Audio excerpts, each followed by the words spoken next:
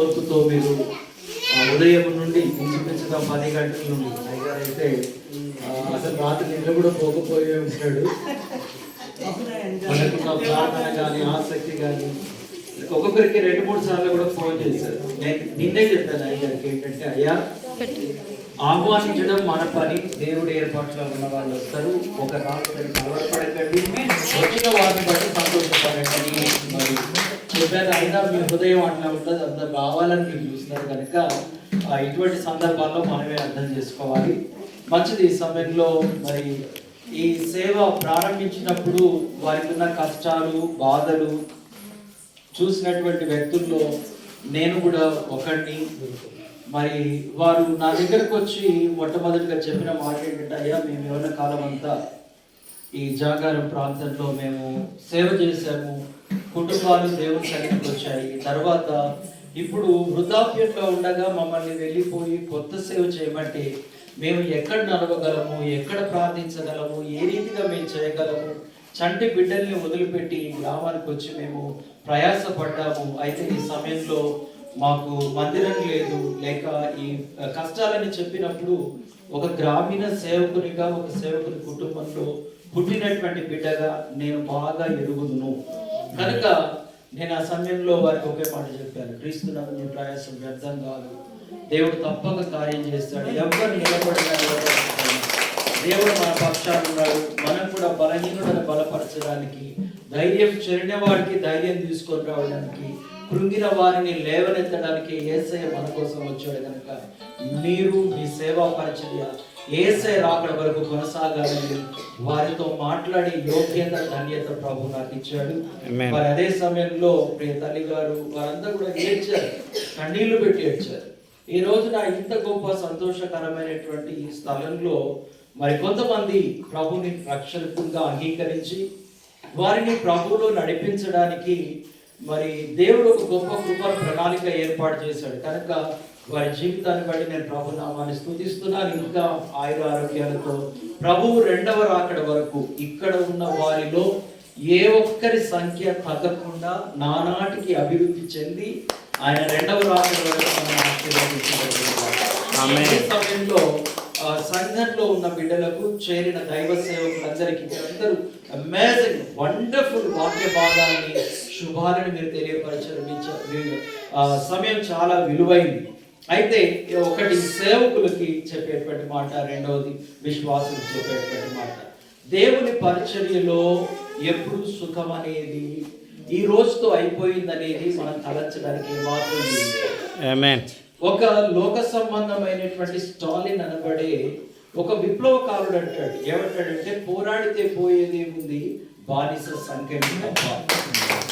ఒక సేవకుడు నిరంతరము దేవుని యొక్క కార్యాలకై శ్రమ పడేవాడే క్రీస్తు యొక్క ఆయన ఒడిలో తప్ప విశ్రమం అనేది ఎక్కడ ఉంటుంది. అందుకే 91వ కీర్తనలో ఆ మాట రాయబడింది, చదవడానికి సమయం కాదు.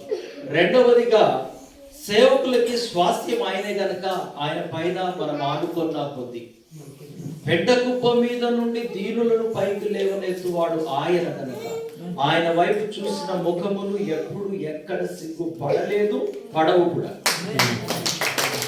ఇంకొక విషయంలో స్థానిక సంఘ విశ్వాసులకి నేను చెప్పే మాట, హెబ్రీయులకు రాసిన పత్రిక 13-17 వచనంలో మనం చూస్తాం, మీ పైన నాయకులుగా ఉన్నవారు మీ ఆత్మలను గూర్చిన లెక్క చెప్పవలసిన వారిగా మిమ్మల్ని కాస్తున్నారు కనుక వారు దుఃఖముతో కాక సంతోషముతో చేయునట్లుగా వారిని అన్ని విషయాలలో లోబడుతుంది.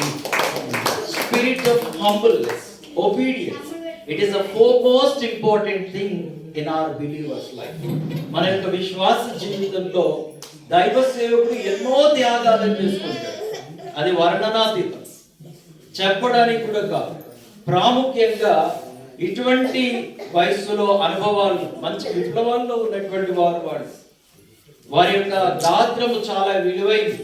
కొన్నిసార్లు మనం గుర్తించలేదు. మీకు దైవ సేవకుడు మీ దగ్గరికి వచ్చాడంటే ఇక్కడి నుంచి ఒక ప్రొడక్షన్ పరలోక రాజ్యంలోనికి మందిరం అనే ఫ్యాక్టరీలో నుంచి దేవుని రాజ్యానికి ఒక మంచి సంపదను పంపించే వ్యక్తి, అన్ని విషయాల తీర్చిదిద్దే వ్యక్తి. కనుక ఇటువంటి దైవ సేవకుల యొక్క కలయిక చాలా దీవెనకరం, ఆశీర్వాదకరము.